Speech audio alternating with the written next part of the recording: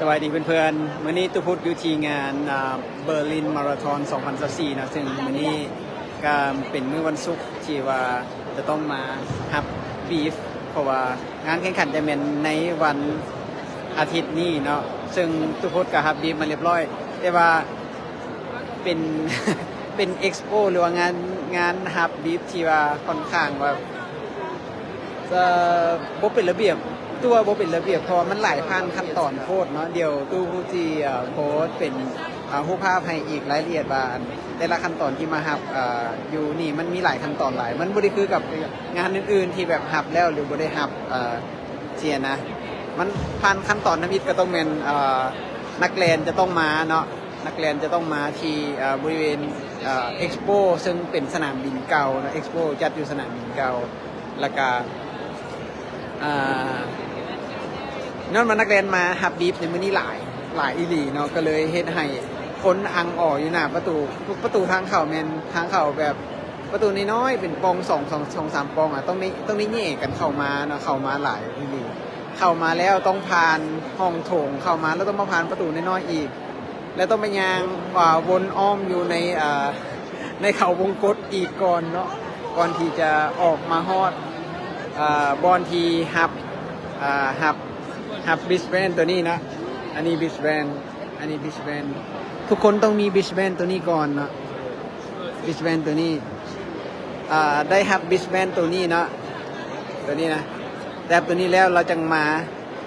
าบอลทีฮับบีฟก็จะอยู่บอลนี้นะในการฮับบีฟก็เป็นอันนั้น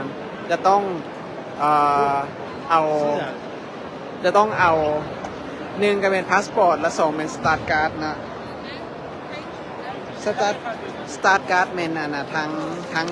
ทางผู้จัดเพิ่นจะส่งเป็นทางอีเมลมาก่อนล่วงหน้าสตาร์ทการ์ดแต่ทุกคนต้องปิ้นมาจากบ้านเนาะต้องปิ้นมาจากบ้านสตาร์ทการ์ดจะเป็นแบบนี้นะแล้วก็สตาร์ทการ์ดก็จะมี QR code เนาะมาตรงนี้เพื่อมอบให้เจ้าหน้าที่และเจ้าหน้าที่เขาเจ้าจังซีเอาปิ้นบีบให้นะซึ่งตู้ก็ได้มาบีบตู้นะ82732เนาะมีซื้อขึ้นมาให้เรียบร้อยแล้วก็จะบอกว่าจะได้อยู่บล็อกดีเนาะได้อยู่บล็อกดีซึ่งด้านหลังจะมีทัมมิ่งชิปอยู่นี่นะด้านหลังมีทัมมิ่งชิปอยู่นี่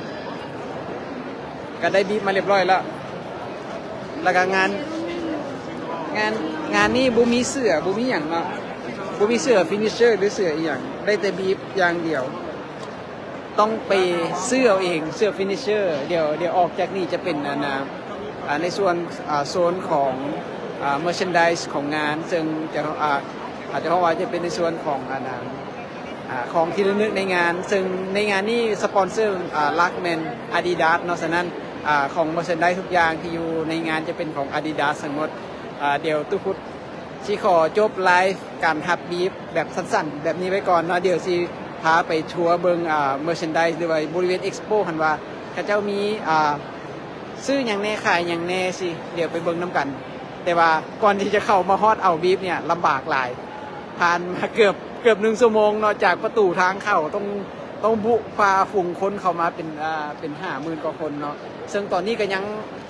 คนนักเล่นก็ยังเข้ามาเรื่อยๆอยู่เนาะนักเรียนยังเข้ามาเรื่อยๆนะนี่มีคนข้างหลังนี่แต่นี่เสร็จคนที่ข้างหลังนี่กันได้บีมาเรียบร้อยได้เดี๋ยวชิไปซอกซื้อเสื้อของงานอีกวันหนึ่งนะซื้อเสื้อของงานอีกวันนึงนะโอเคแล้วจบคนนี้ก่อนเดี๋ยวจะไปเบิ้งในส่วนของเอ็กซ์โปว่ามันมีอย่างไรเดี๋ยวซีไลฟ์ไปอีกเบิ้งอีกวันหนึ่งขอบใจแล้วเจอกันวันที่นี้เด้อ